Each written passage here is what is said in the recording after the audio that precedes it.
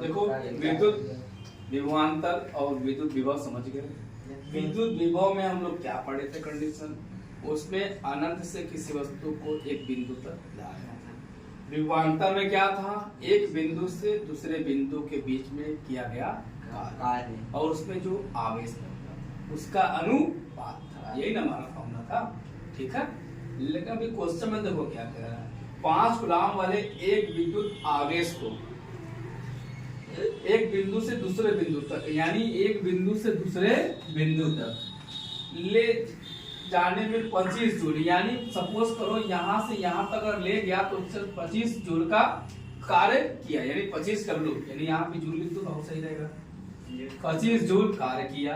अब कह रहा है यदि पहले बिंदु तक 10 विभव हो गए, मान लो यहाँ ए हो गया और ये बी हो गया, इस पॉइंट तक जाने में वो 10 वोल्ट का उसका विभव ऊर्जा खर्च हो गई। कह रहा है 10 विभव, यानी यदि पहले बिंदु पर 10 वोल्ट का विभव हो तो दूसरे बिंदु का विभव कितना होगा, यानी मान लो ये ओ हो गया, ए से ओ तक जब पहुंचा तो उसने उस वायर में कितना 10 वोल्ट का विभवांतर दे दिया, धारा बह गई।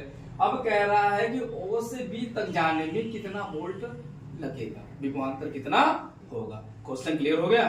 चलो देखो दिया है। अब ऐसे एक बात याद रख लो, पेपर में जब भी क्वेश्चन आएगा तो सबसे पहले हम बता चुके हैं क्या दिया है, आवेश दिया। ये समझ लो तुम्हारा ये प्लस पॉइंट है पेपर का। हम कल भी मैथ वाले में बताए थे कि हमको करना क्या है, निकालना क्या है, पहले हम ये नोट करेंगे। यानी आवेश का मान हो गया, कार्य का मान हो गया। अब लिखेंगे हम जानते हैं, वी नो दैट विभवांतर का फॉर्मूला अभी जस्ट पढ़े W/Q। तो दो बिंदुओं के बीच विभवांतर यही ना है, V2 - V1 25/5 हो गया। तो 5 5 25 काटेंगे, 5 आएगा, सीधे सीधे कट गया, तो 5 वोल्ट आ गया।